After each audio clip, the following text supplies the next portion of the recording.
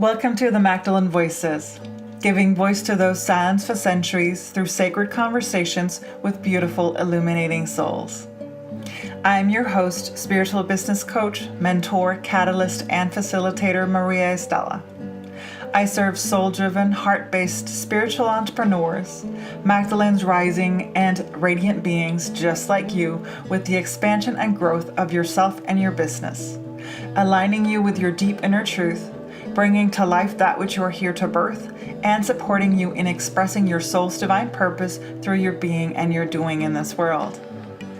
If you haven't already, I highly encourage you to join my newsletter to stay connected and updated. You can do so on my website, mariaestela.com, where you can also find previous episodes and their show notes. And if you have ever wondered about your Magdalene connection and calling and whether you are a Magdalene, I invite you to download the Magdalene ebook and blueprint I have created for you. Go to mariaestela.com/AYM to get it.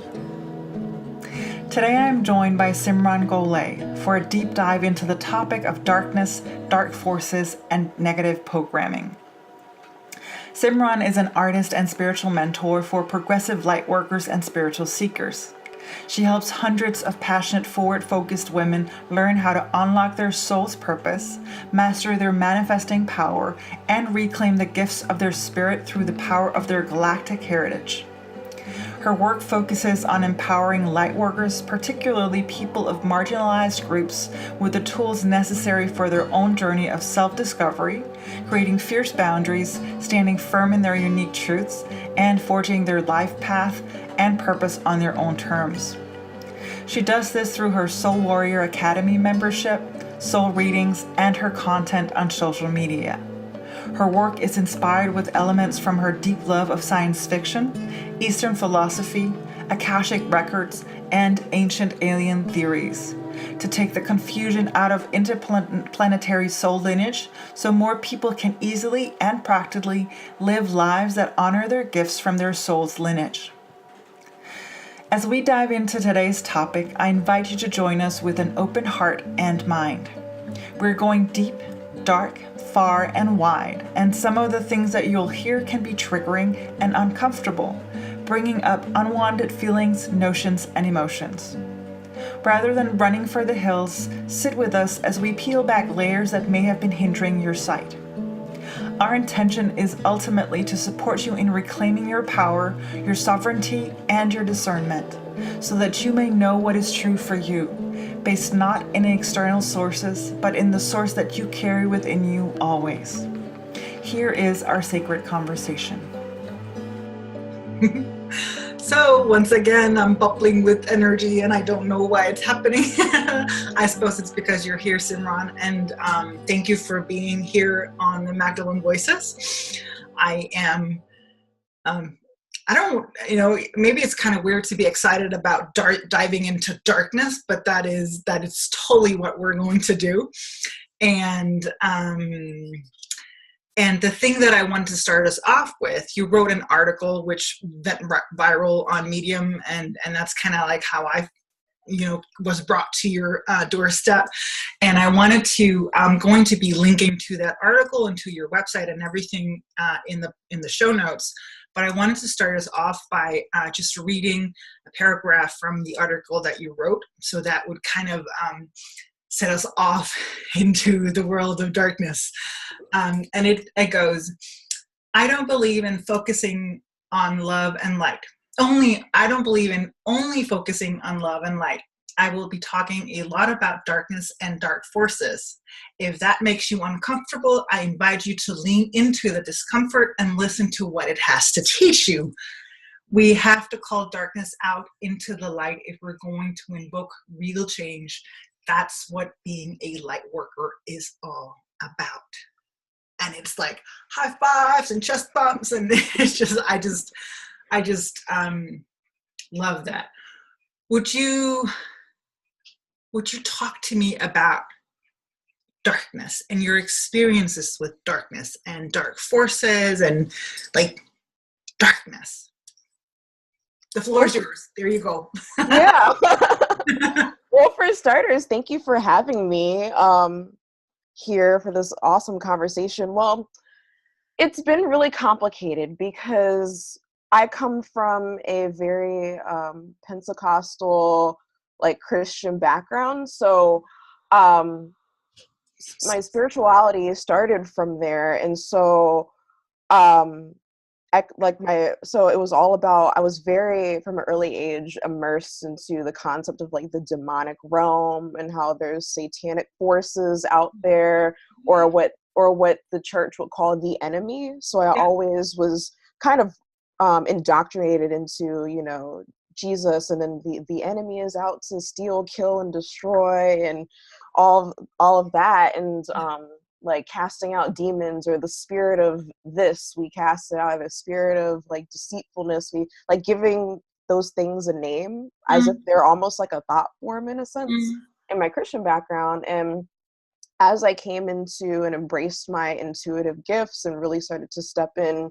to channeling and becoming a seer, and understanding the realm of energy and how mm, that works, and diving into Reiki and quantum touch and things like that, I started to develop an eye for energetic, basically energetic blockages and energetic things. Like I could mm, see actual entities and physical blockages in people's auric field in their body. mm, What some people will call medical intuitive, but I don't label myself as that. mm, Um, in my practice, and as I have been navigating the spiritual community within the past year and a half, 2 years, actually, more along the greater end of 3 years, mm, um, there's just been a lot that I've been seeing stepping into the online space of spirituality, mm, where I could look at a thought leader and they have a wonderful platform. They're featured on,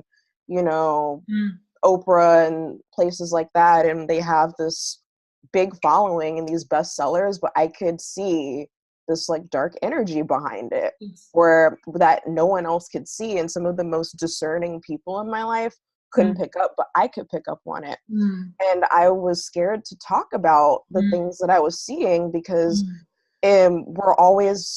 there's this ingrained sense of, oh, just focus on the love and light, or that which you resist persists, so don't resist it, otherwise it's going to grow stronger, or mhm, don't focus on the negative, only focus on mhm, the positive. And mhm, so mhm, it was very frustrating, and it put me in this big tug of war, because there were so many things that I was seeing just in a lot of the industries, the publishing houses, just everything, mm, that it just started to come to a head, that after things with white supremacy started being brought up, and like mm, white supremacy, white privilege, that mhm, I just had to say something. mm, And finally, I started talking to people who were sort of seeing the things that I was seeing. mm, So then I said, you know what? Okay, I'm not crazy. It's not just me.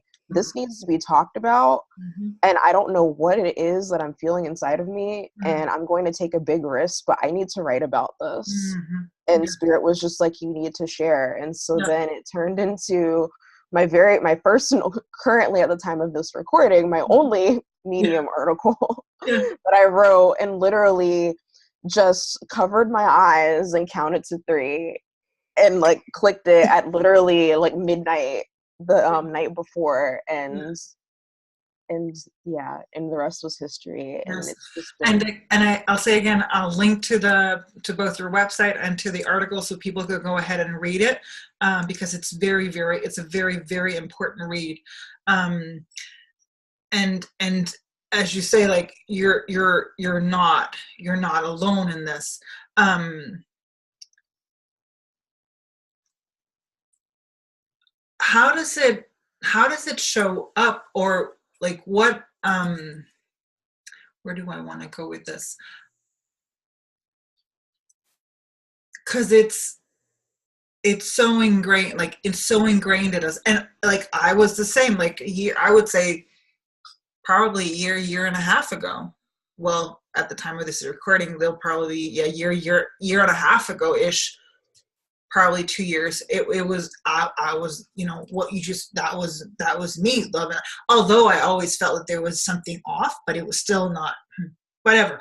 I find it very interesting that you grew up in, when you say the Pentecostal, which sounds to me like it basically gave you, it trained you. Mhm. Even though it must have been, rough in some sense, Right. it was also like a daily training for you in terms of discerning what is and what isn't, or am I To a correct? degree, my level of discernment was nowhere near the way that it was then because I was afraid of a lot of that. It was like, Mm. I don't want to see that. No, like Oh, because oh, I yeah. yeah, because I was very young when I really got into my spiritual practice, Mhm. starting out in Christianity, because we had a youth ministry at the time that was almost 600 plus kids. So it was Well, very abnormal yeah. for my church. So we had like hundreds of kids, and I was one of the youth leaders, and I would actually, preach messages Yeah. and things like that. So it's really, I was conditioned to be comfortable on a large platform Mm. talking about these things from early on. Yes. And we would go on missions trips to like Zambia and Namibia and go to and like preach in schools and like orphanages and things. And there was a situation, the group, I didn't experience this on my trip, but where a Mm. group, so they claim, I'm not 100% sure of the truth of this, like Mm. looking back on it, of like an exorcism. Mm. They talk about actually like casting Yeah. out demons from Yeah. people and things like that. Um and so, but I was always afraid of that going into it. Yeah. I kind of had this thing of, oh well, that's not safe. Like I don't want something to latch on to me and Yeah. like overtake me, because they didn't have a really concise understanding of what that meant. So there was Mm. always fear there. But Mm. then as I became comfortable in working with my energy and understanding protection that we're protected, um, and my mediumship abilities came through, and I could see, spirits, ghosts, if you wish to call them that, Yeah. and more like darker entities and interacting with them, um, it became less fearful. It's like, okay, they can't hurt me unless I'm in a disempowered state. Oh, yeah. When I realized that, like, if I'm in a disempowered state, Mm. and I'm believing that that can really attach to me and latch on to me, and Yeah. I'm making choices that are out of alignment with my soul and with my soul's Mm. blueprint, with my truth, then of course, yeah, that will leave me vulnerable. But if I know Mm. who I am at soul level, and I Mm. see this as truth, and I Mm. can acknowledge that for what it is, but I'm still in my space and in my energy and calling in Mm. my guides, my teachers, my protection, Mm. then it's nothing to really worry about. It's something to be aware of, but it's nothing to be fearful of and to Mm. lose sleep over and to be in paranoia about. That's such an interesting take on it, because very often when we talk about, dark energy or dark forces, it comes from a space of fear. You have Mhm. these people who are so afraid of having their energy invaded that, they throw out, thousands and thousands of dollars on, crystals and oils Right. and energy healings and whatever, and getting systems in place. And to me, and that seems to come from a space of fear. But what you're talking about is like, there's a I sense that, like, there's a strength in that. There's a powerful resonating love, perhaps, even. And I'm not talking about, the wishy-washy butterflies and unicorn kind of love. I'm talking about the real love, the love that is truth, and that is not always like, again, butterflies and unicorns, but is like, Correct. so why do you, or how do you think that is, that so many are uh, afraid of the darkness? Why are we afraid of the darkness, especially knowing the gifts that lie within it? Why do we shy away from, why do so many, because again, maybe you even answered in, like, in talking about, being uncomfortable. We don't want to be uncomfortable. We don't want to be discomfortable, but we have to, in order to. Mhm. What do you think brings that about, and what can we do? Well, as far as what I believe is what brings up the discomfort is Mhm. because most of our society is Christianized to a degree. Yeah. So even if we weren't, even if someone didn't come from a background as deep as mine was, Mm. there's still this, with Hollywood, with horror films, with Hollywood, with just what we've been taught through religion, primarily with Christianity, is that you have the light and then you have the dark, and the Yes. dark is just really Yeah. bad, and then there's hell and Yes. like just eternal suffering, and you can't get out of it, and there's like nothing that you can do, and it's just we're just taught to not even look at it. Yeah. And it's just easier just not to look at it and not to deal with it. Yeah. And because a lot of what we see in the spiritual development community doesn't even address it at all, No. there's people who get to a really empowered state to a degree, but can't really deal with that, with acknowledging the darkness. And it's not because they don't want to acknowledge it, and it's not because they don't want to look at it. They just don't know how, because the Mm. resources aren't there. And if the resources are there that do address it, it still only addresses it to like a surfacey level. Yeah. Because I used to be a big proponent of, I don't believe in spiritual protection. If you believe that they can't affect you, then they won't. If you believe that you're, Mm. and I've learned very quickly in that stance that was a little off base. Yes. So I've since retracted that, just in because there's been some really interesting things that I've seen pervasive in the coaching community, especially spiritual entrepreneurship, where I've had coaches attack me in the astrals because I didn't agree with them, and they felt, instead of looking at their own stuff, Yeah. and because instead of looking at their own stuff, and instead of looking at it, oh, she has a different opinion, it's, oh, like, you're going to sway Mm. my community and my platform from Mm. believing in me, so I'm gonna Yeah. lash out at you. Like, it's Yeah. real stuff, that Yeah. people don't talk about. And being able to pick up certain products, especially like I talk openly about Hay House in my article, that I because I actually work in a metaphysical bookstore. Mhm. So that's part of why I have, and in this particular bookstore, they have, it's actually part of a bigger spiritual center. Mhm. Um, and so they have a lot of these speakers and these authors come to the center. So I've met them in person, which is why I was able to speak so plainly in my article. Like, I've been face to face with it, and literally I can't touch some of their products without feeling like Yeah. it's just off. Like, I get Yeah. this weird Yeah. feeling in my chest, and I can't touch them. I can't.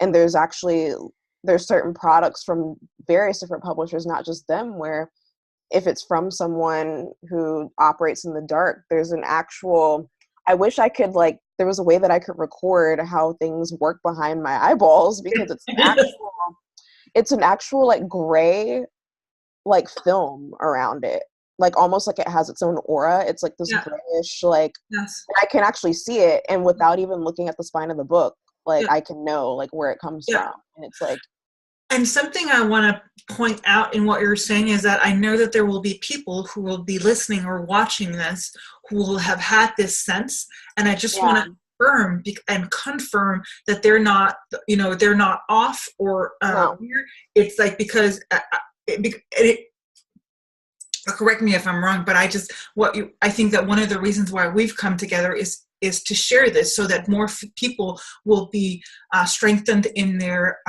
intuitive sense of something's off, this doesn't feel right, what can I do about it, and go seek out support, help, whatever that it is, so that they may trust what they sense. And I also want to say that what one of the parts of your piece was, and that was so profound, was the I can't remember what you wrote specifically, but the way I read it was, there was it was like an endless circle of keeping people stuck in the same, like, not moving right, either up or down, but just keeping them stuck by feeding them more of the same whitewashed spiritual bypassing material. hmm Um, I wonder, and I totally get that. And I wonder, the sense that I'm getting right now is that the time for that is over. Like the time for that is over. Yeah. And we have to bring about the new material. People like you have to bring about the new material that takes us, I wouldn't say out, but through or deeper. I don't know.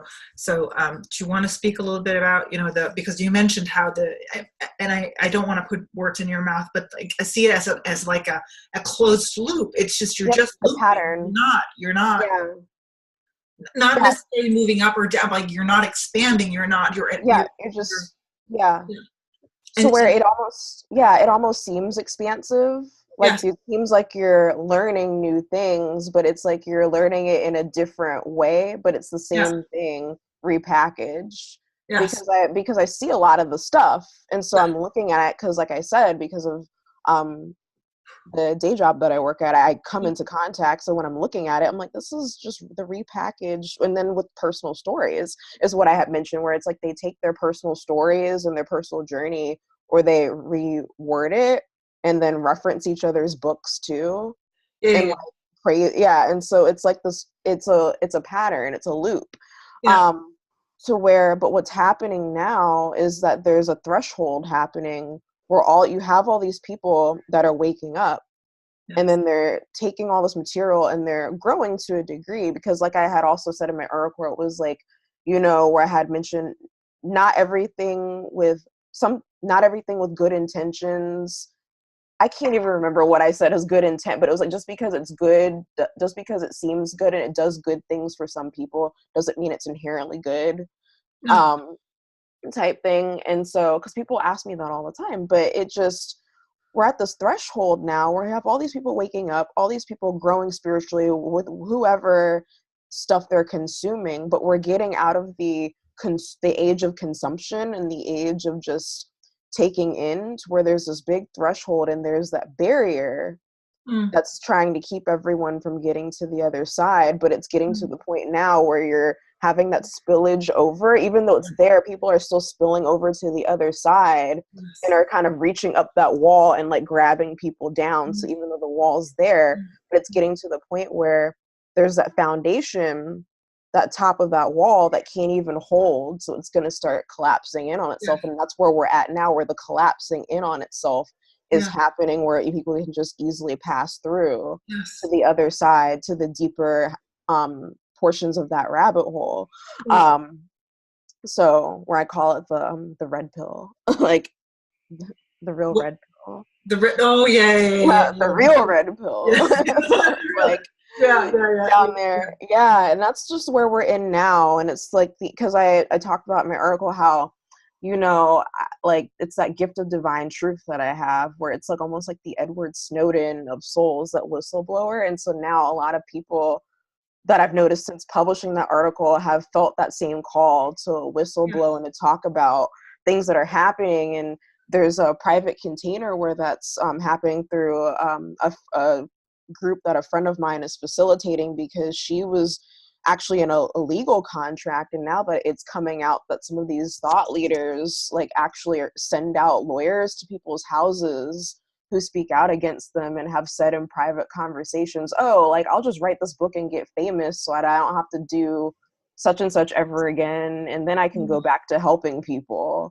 And it's like, just like ridiculous conversations are coming out, and people are starting to speak out, and just the veil is lifting, and just all the inauthenticity is just dying out, and it's being called out to the light on the physical realm, but even on the energetic realm, where people can energetically start to see it now and just not want to interact with it. It seems as though it seems as though there was a time, and I'm going to share something. I didn't know that I was going to share this, but I'm going to share this, and this is freaking me out that I'm going to share this, because it's not, but for me personally, Marianne Williamson was she was one of the big, or is one of the big ones for me. She really made, like, her book was what brought me to the Course in Miracles. And I know people have a lot of thoughts, and I do as well, and I can see the issues and so forth. It was still a big part of my journey. And I remember going to her Monday night talks in Los Angeles. She had these talks at the Saban Theater, and I was there. And then this was in 12 or 13, and then a couple of years later, I came back, and this is a room filled with 600 or 700 people every Monday, and I remember when I came back, or was it online? Perhaps it was, I was watching her on, I can't remember what it was, but she was basically saying the same thing. Mm-hmm. And that was like, I'm like, over that period of 3 to 4 to 5 years, I had kind of evolved, but she was still saying the same thing. And I thought, and I remember thinking to myself, that was so strange. That was so strange. And I do believe that, more people are waking up, so we do have certain levels of like where we're at and who we talk to. Right. But it seems as though, to me, and I know that many people have, she's one of the quote unquote the originals, and then from there it's become this mass production, like like you say with the Hay House, it's become this mass production where you put out a book and some cards and whatever, and then your life is made, and it doesn't really matter about the content because people are going to buy it because it says Hay House, someone else's, and that's just, and I guess that's one of the power of social media is like we can say no more, like we don't we don't want to do that anymore, right. In terms of energy and dark energy, what do you find like working with it?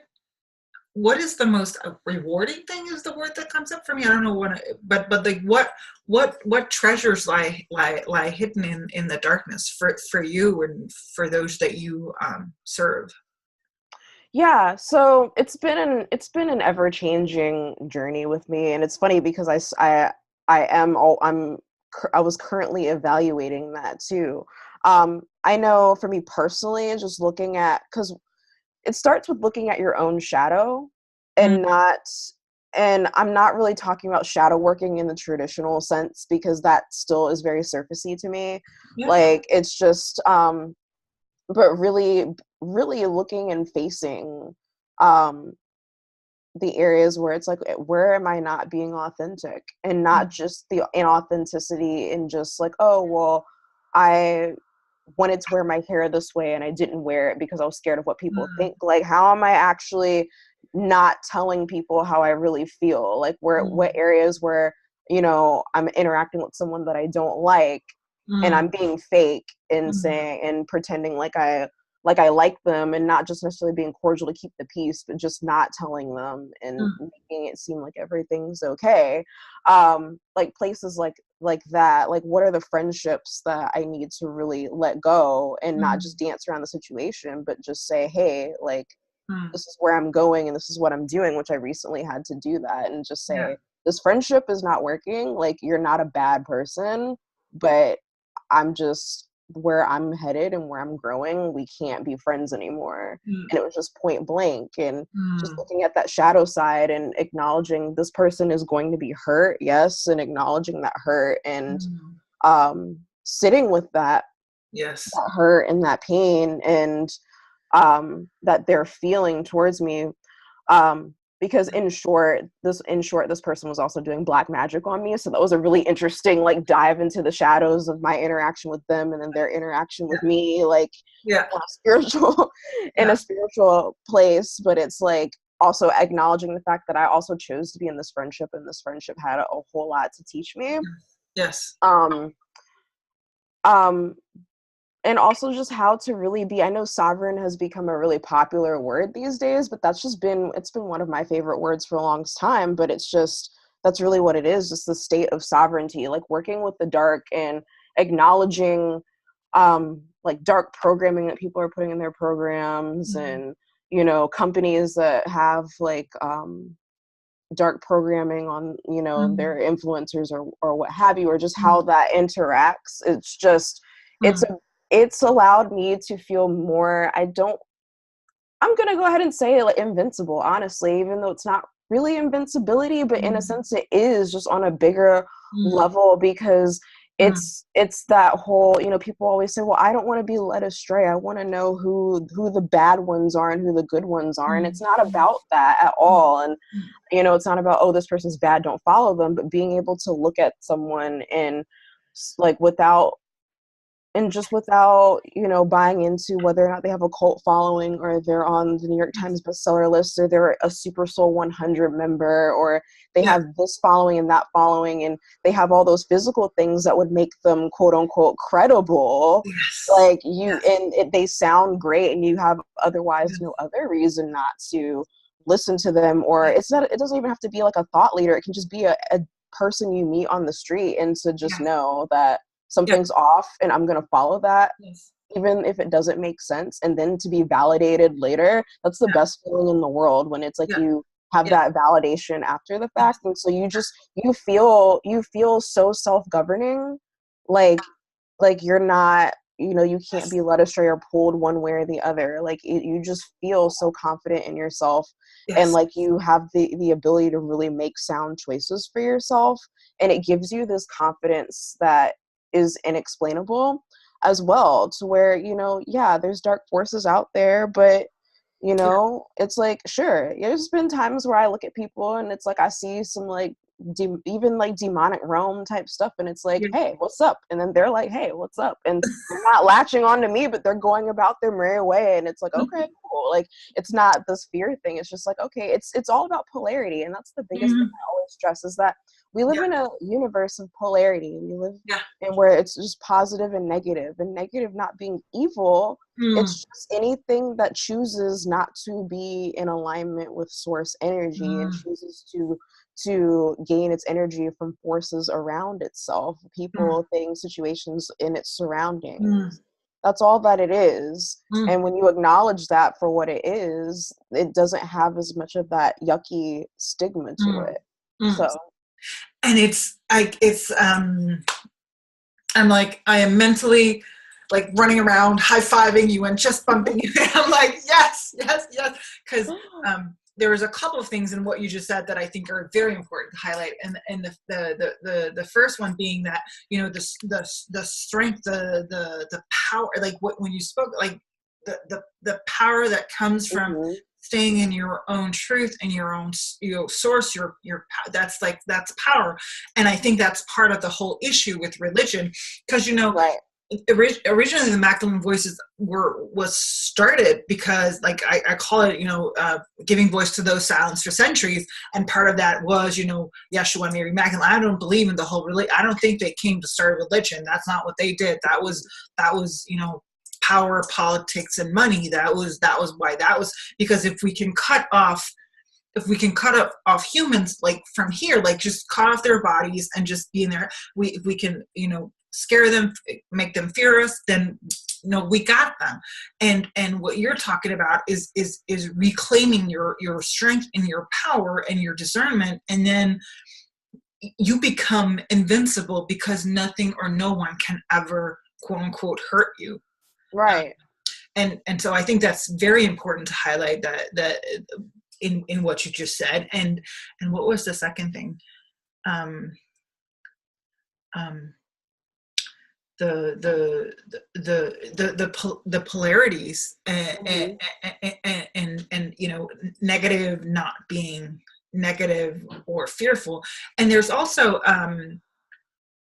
what I hear is that when you said what you resist persist, but there's also within that, you know, what you resist, because when you spoke, there was kind of this like ignoring, it's like this, if I don't look at it, it doesn't exist. But that's like if it smells like shit, it probably is shit. Like, so whether or not you look at it, it's still gonna smell like it's still gonna be there. And if you don't look at it, if you don't like pick a shovel and remove it, it's still gonna be there, right? Right. And it's also looking at what we define as resistance too, because I think even the very how we choose to define resistance can be a form of spiritual bypassing based on your definition of resistance. Because Because I believe that resistance also is not listening to your intuition. Mm. Because of what you're picking up intuitively is something coming up as negative, and that's a form of resistance, and that's going to persist. Mm. Any programmings or the bypassing or the veils, Mm. because that's what I meant in the title, like how it stunts spiritual growth, because that's how it stunts people's spiritual growth, because they are basically ignoring their intuition, or ignoring things that they're really being led to, that's actually there to give them discernment and judgment, because they are labeling that as negative. Mm. And the trick is to get you to label that as negative, to stay in that bubble, so that you stay in that cyclical cycle. And then that cyclical cycle of stagnation is persisting, because Yeah. you're resisting the other thing. Yes. So it's really how you define that resistance, and really just moving into discernment. Moving into discernment as well. And the biggest thing is just going back to that fear. A lot of reasons why I've observed people having that fear of not looking, not really wanting to look deeper into that possibility. It's because of that fear of who can I trust? Like, who would I be able to trust then? And then the idea that their answers are still outside of themselves. It's like, I don't really want to let go of that book, because what if there's something in that information that I don't know, or that I'll never find out if I don't hold that on and keep that in my collection? Or what if that person has that, that next big thing? Because that's what when I talk about. So it's FOMO. It's like, yeah, and so there's that fear. Like it's like there's this, I think it's a Danish, I'm not sure if it's Danish, maybe I think it's Danish. There's this fairy tale called The Emperor's New Clothes, where like do you know this one? The emperor's walking around town without any clothes, and no one says anything, because they're all afraid that they're not the one seeing it, until a small kid says, but he's not wearing any clothes, and then they all realize he's not wearing any clothes. So it's the fear of missing out that keeps you stuck in that.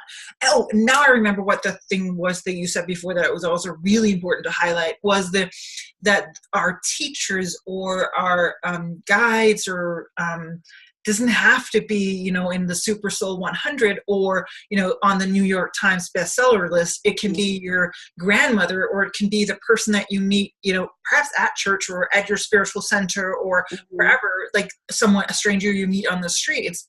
They can be your guides or your teachers. Right.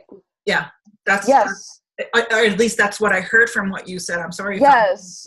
What I had said was, just because someone's on the Super Soul 100 list doesn't mean that they're fit to lead you. Was what I had said. To that degree, but it was like, doesn't mean that they were fit to lead you, because a lot of people look at that as, oh, if they're on that list, and that means that if they have those accolades, and that means automatically that they know something that I don't. They know more than I do, and they're doing something right, so they're infallible. There's this infallibility that people carry, and I say that because I believed that too. So if I believe that, there's clearly someone else that did, whether we want to,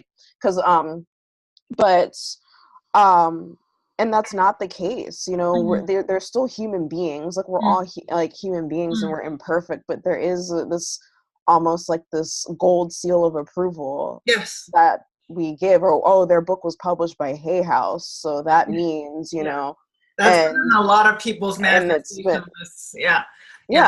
But if you look at it, and that's, I think, I'm not sure if you were the first one pointing, or maybe you were, or was it, I think maybe it was Tor Patillo that pointed it out first. And I the thing is, for me personally, I consider myself to be racist, because I'm white. I was born and raised in a, white society, privileged, whatever. And by acknowledging, or, because it's not like, I don't like being racist, but how can I not be? Like, how can I not be when I look at my conditioning? And I think that only by acknowledging it can I hope to dissolve it. Right. That makes sense. So I Right. it's not like I don't go around, like I'm not like a Nazi. I don't go around like that's not what. But Right. Right. it's just by I don't want to give it power by resisting it or denouncing it, or I want to call myself out to call myself in. Right. Since anyway, Right. Right. what Yeah. another thing that you just mentioned before was how it's all these material or this world proof, like they seem to have the house, they seem to have the car, they seem to have all these, like they seem to have come from the right publishing house, they seem to they be doing these book tours, so it's all these physical proof that makes us think that they would be right to quote unquote lead us. Right. And I just the reason I repeat it is so that people can begin to question that themselves and say, Exactly. is this because I believe in what I like to say is elevate the teachings, not the teacher. And I'm not sure if I stole that from someone. I'm gonna Google it to make sure that I didn't steal it from, but it's like elevate the teachings and not the teacher, because that way, because that's for me when I go back and I look at what Yeshua and Mary was here to teach originally those 2 years ago, and basically any teacher, they were not themselves, they were not trying to elevate themselves, they were trying to spread the word, like the message was more important and it seems to me that today it's become it's become the reverse. It's like the teacher is, and then they have this quote unquote cult following, and and then we just have another mass psychosis where it's like follow whatever, it's right. it's just not right. Right. What can we do to get more comfortable with being uncomfortable? This is the thing.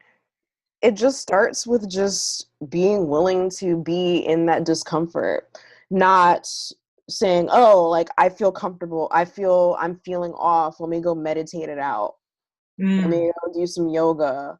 Like, because immediately when we run to like essential oils or the meditative practice or the thing, and I'm not saying don't do those things, like definitely like do your spiritual practice, but when or like doing the EFT tapping is like tap it out, it's really sitting there and questioning it. Okay, I feel really uncomfortable right now.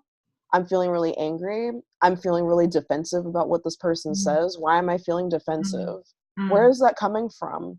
What does it say? What is it saying to me? Like, these are things that I do personally. Like when that happens, like if something I read online triggers me, if somebody says something, like, I'll just literally sit there and have a whole like press conference with myself.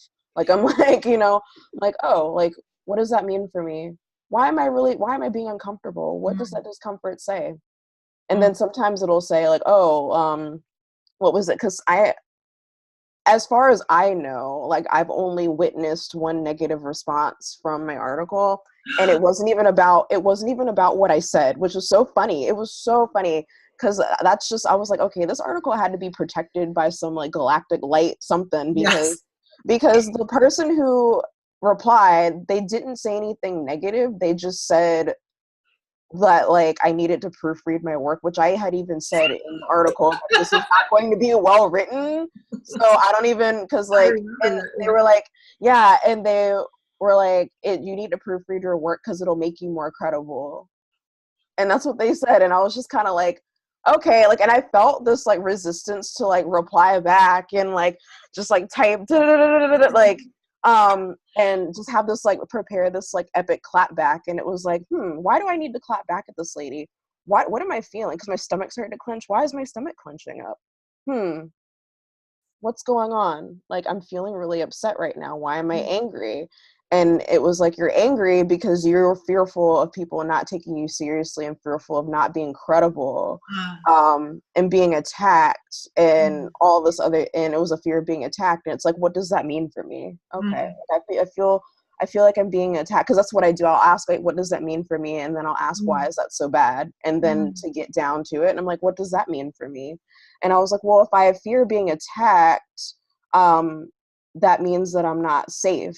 And it's like, why is that so bad? If I'm not safe, I could get sued for libel. I could get, like, lawyers at my house. And it's like, why is that so bad? I could lose everything. What does that mean to me? If I lose everything, then I won't be able to do my work. And it's like, why is that so bad? If I can't do my work, then I'm useless. And then it brought up this core belief of being useless. And so I like circled that, and I was like, So there was some like deep darkness of, oh, I'm useless, that I needed to really sit with and work through, and really, okay, where did this start? Where did that originate? So it can be really deep work, but it's just literally getting into the habit and the practice of being your own private investigator of your thoughts and those things, and not just, oh, I feel resistant, oh, I'm feeling bad, it's a bad vibe. Nope, gotta be high vibe, gotta be love and light. Spray some aura spray and meditate. Oh, let me pull some oracle cards and do some, that's immediately what we do. I'm sorry, I'm laughing. I'm laughing with you now. No, I know. Like, I know. We've all been there, like, oh, high vibe. Because you can see that person running around, like a crazy person, and just, especially online, and that wanting to like reply back, because I do that. Like I'll pull up my notes section on my phone and like what someone's saying or things like that, and also asking them the question, is this the best use of my energy? Like after you've investigated that, like especially if it's in like social media dialogue back and forth, because I recently set a new boundary for myself, because anybody that follows me at least within the last 3 months knows that like I love boundaries, and I have like really interesting boundaries, and one of my new ones is that I will not go back and forth with anyone on social media anymore, unless it's like, okay, I have a resource to address this, like here's that article that I wrote, boom, like read it. But as far as like trying to convince and going back and forth, especially with me being a woman of color, and especially with a lot of these thought leaders that are messing up, especially like with what happened with Marianne Williamson, and then the whole Daniel Laporte thing, and then like Hay House coming under fire with the lack of inclusivity and all the different interesting conversations that are coming out of that. It's like, I get to elect to not be a part of that. I wrote that piece to just be, here's what I have to say about it. Yes. Boom. And I'm not going back and forth. And no. So and it's, they're not trying to see it from your perspective. They're trying to change yours. So it's disrespectful, and it's out of place. And one thing I also like is that the whole thing of again, like not having to go, like not having to, or not because it's not your job to go back and forth. It's not your job to, like, that's why we have Google, and that's why, if you go through your wall, there's plenty of articles and there's plenty of resources. So the things are out there, but we got to do the work in order to find them. Right. When I say we, I mean all of us have to do not you, but all of us have to do the work, and especially, let's just call it like white women who get upset by this and don't see it for what it is. And that's what I meant before about being quote unquote racist is understanding that I don't understand. Like I can't, there are things where I get triggered or upset, and I just take the approach that this is something that I don't understand. And so I go sit by your fire and I just listen. That's what I do. I sit in there and I listen, and what I've come to understand is slowly the triggers they dissolve, because I like, why am I being triggered? And then, like you said, it goes into this whole, okay, this is why, and then you begin seeing. Once you begin seeing, I mean, I remember when I first realized that I'd been racist towards a very dear friend who's I don't know if the right term is biracial, but she's and I have to go back and apologize, which was because I didn't know. That does not make it okay that I didn't know. I just it hurt me deeply that I had hurt someone that I love dearly by being a completely oblivious to things. And I don't consider myself to necessarily be normally oblivious, but I was, and I am in some areas. And that's why I like to take on that I don't know. I just don't know. So if I don't know, then I'm just going to sit there and I'm just going to listen. Right. Is there anything else that you, because I feel like we've gone, Yeah. we've touched upon a lot of things. I want to see how much time we've, we have another 5 or 10 minutes if you want to keep going, but we also, is there anything that you feel like that's been left unsaid, or something that you would like to share or feel that's come up? Yeah. I wanted to talk about the fact that it was like kind of going back to that article just in talking about like negative programming. There's been an interesting reaction that I thought like you would be very intrigued by. Uh-huh. That I've noticed with the responses, because like I said, there haven't been necessarily like negative like responses where it's like, oh, like this is like super judgy, blah, blah. But I've noticed where it's been interesting because we've been talking a lot about like talking a bit about the racism, white supremacy, Uh-huh.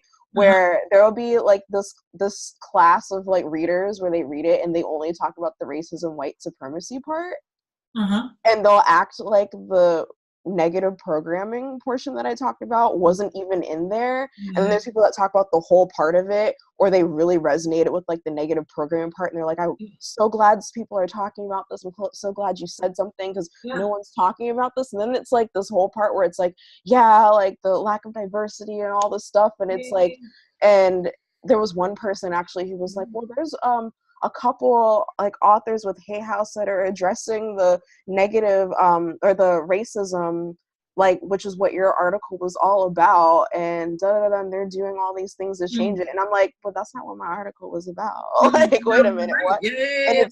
And it just brought up to light this whole how there still is this pervasive like fear and resistance behind looking at that the possibility that people or a company that is spiritual in nature would put negative programming into the actual products, that so much so that people just won't even like look at it, like the fact that they wrote like it was like this whole like selective reading where it's like that first portion was just like ejected. Yes. And I've been like really, because I finally at a point where I could look at all the responses because it was so overwhelming, and it's like, wait, what? Like there's a whole bunch of people that are like ignore, like almost like it was like a denial type thing, and it was just like, wow, like it brought new insight to how deep a lot of that can run with people. And I just thought that was interesting, and that's been like a new thing like in between when we had first spoke and when we were sitting down, that I thought was just so bizarre to me, at least like to me. And you feel like the negative programming, is that the circular loop that we spoke about before, or is it even deeper than that? Like It's deeper than that. That's the side effect of it. So tell me more. Like So I had talked a little bit recently a bit about it, that what negative implants are. So it's a energetic block in a sense that it's almost like an energetic flash drive.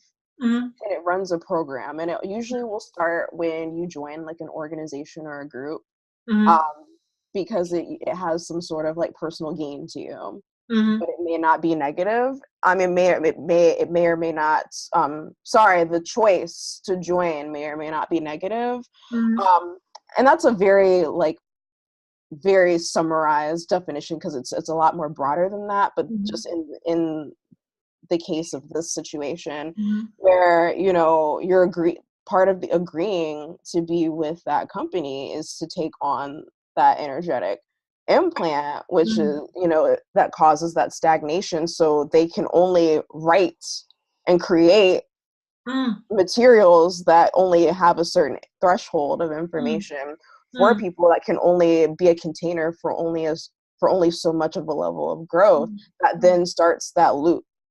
in people. Yeah. And I was really inquiring about that, really doing more research with it. And I was learning that that's actually a byproduct of like just not wanting to acknowledge that it's there, is also a byproduct of coming into contact with people who have created information or like spiritual teachings who have that influence on them, because it's like a cloaking device in a sense. Yeah. But it's so interesting that people just like were so excited about it but just didn't acknowledge that that was even there.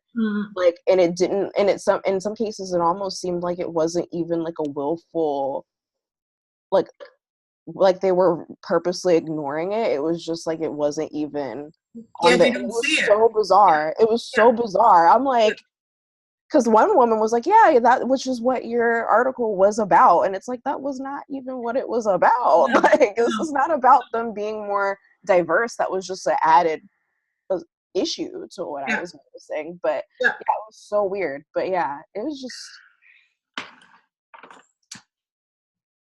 When you talk about it, I see this like this frame, like this skeleton of sorts, like a square where it's just like a frame, and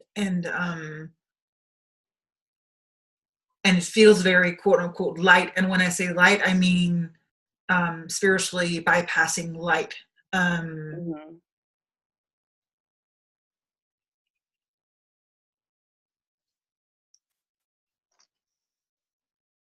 And it's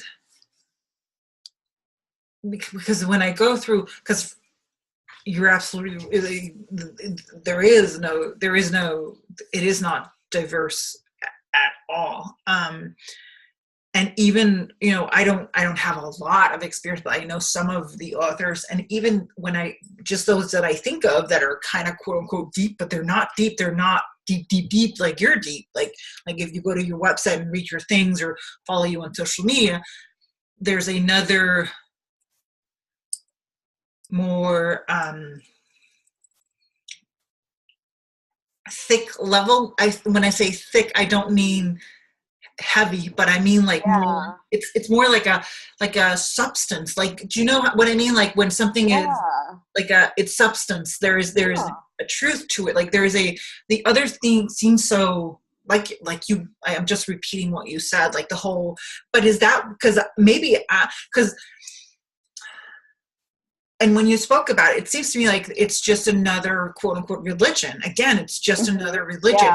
And the thing with religion for me is, and people find great comfort in religion, but for me it's just, I think the time for organized religion has passed, and we're moving into personalized spirituality. When I say personalized, I don't mean personal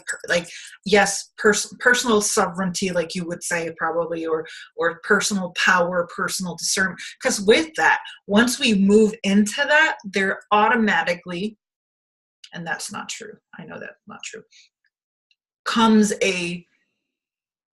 it's not just about me, it's about us. It's and that's where you begin to stand for what is true. And when you see discrimination or racism or white supremacy or whatever it is, you have to call it out.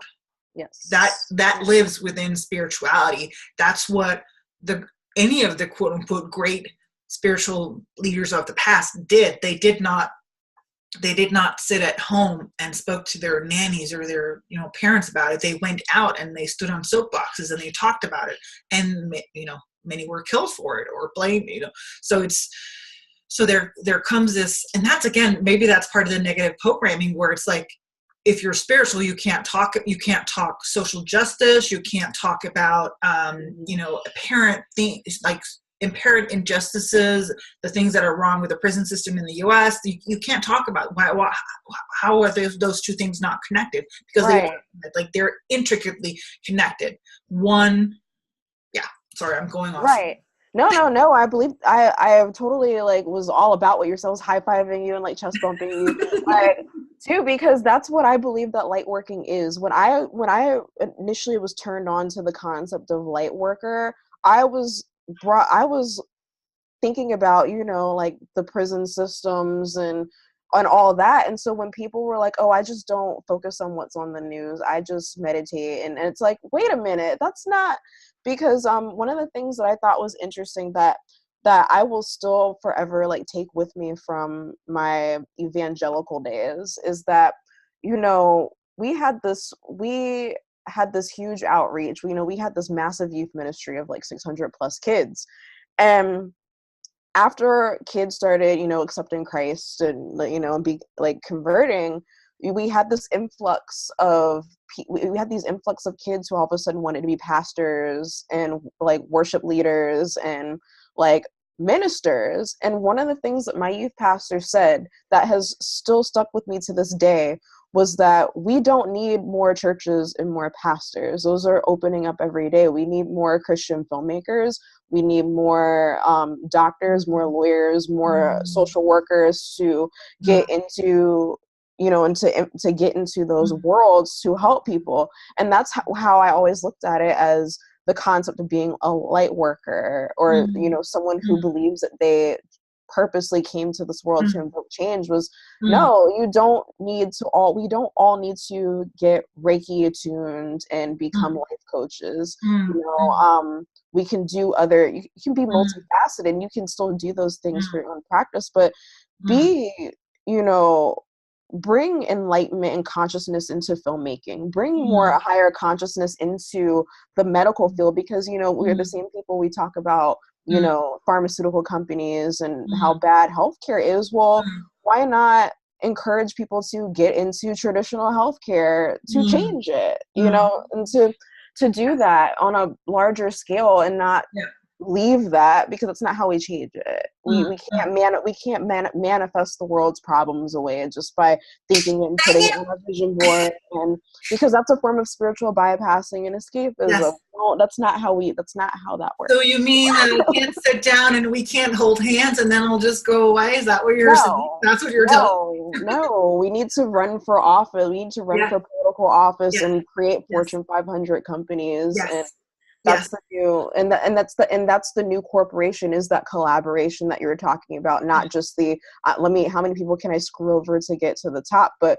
who can I include and bring in and collaborate with and network with. And that's what Tori Patillo was telling me. We had a session together that she's like, that's the new corporation and that's the new rich. And I was like, yes. And I want to say, because if there are those listening who is like I was a year and a half ago, you want to, and I'm talking to white women, white people, and you want to run and you want to help and you want to, and I want to say, hold up. Like I want to say, go sit by the fire and listen, but don't make yourself because one of the things when I started was like I said, I'm Danish. Currently, I live in Denmark, and I was recently, I can't remember, I think it came up on the episode with Julie Parker, where we actually talked about social justice as well. And it's very easy in the current climate, especially with the U.S., it's very easy to look at the U.S. and say, oh, they've got all this shit going on over there, but it's got nothing to do with me. And what I did personally and what I do personally, and what I'm still, because Denmark, first of all, we were part of the slave trade. We were part of, in my view, screwed over Greenland and all the native culture of Greenland. And my first reaction was I wanted to run and I wanted to support, the Greenland in getting their independence from Denmark. But recently there was a study where there was a survey done within their communities where it said that about 50% or 50 whatever, actually more, didn't want to leave at the time. They don't want their independence. So to me, my white reaction would have been, I am going to go in there and I'm going to help and save and blah, blah, blah, be the white savior or whatever. And that it's the white savior syndrome, basically. But I chose to sit down and listen. I'm like, okay, so how can I support, it's not about me, but how can I support their choices, their opinions, and not put me into it, if that makes sense. And I just want to put that out there to anyone who's listening, who's, because I know that I don't know, this is me speculating, but I don't think there's any industrialized country in the world, or like not even, we've it's you know, through Christianity we've invaded basically all the nations, and we've screwed up so much that it's time for us to sit down and listen and support, rather than, I don't know what the other word is, but we need to shut up and listen and support, and not be on the forefront. Right, to not have to like spearhead things. Yes, and, that's like support, not spearhead. Yes. Yeah. And I also want to encourage the listeners to look within their countries where they're from and see and own it, rather than, because it's not funny talking about that Denmark was actually part of the slave trade. We recently had the first African queen raised. There was a statue put up in Copenhagen. Thank God, finally. But it's not funny acknowledging your past or part of that. So but we got to say it. So I want to encourage people, wherever they're from, wherever they're listening from, whatever country, whether it be the US or anything else, any place else in the world, create the change from within, and go look at your nation's history and your country's history, and see how you can be a part of the change. Mm-hmm. And not just have it be, oh, it's in the US and it's got nothing to do with me, and blah blah blah blah blah. Mm-hmm. Yeah. I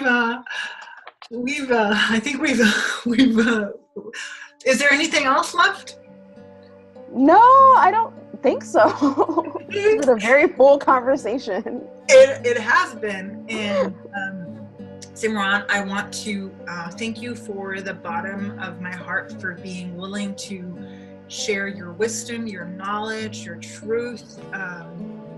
There's a resonating power and truth in what you speak, and there's an activation as well. There's an activation happening in it, and it's like a tuning fork, you know. Yep. It automatically shuts away skin. So I just want to say thank you for being here. Yes, and thank you for inviting me. You're so welcome. That is what I had for you in today's episode of the Magdalene Voices.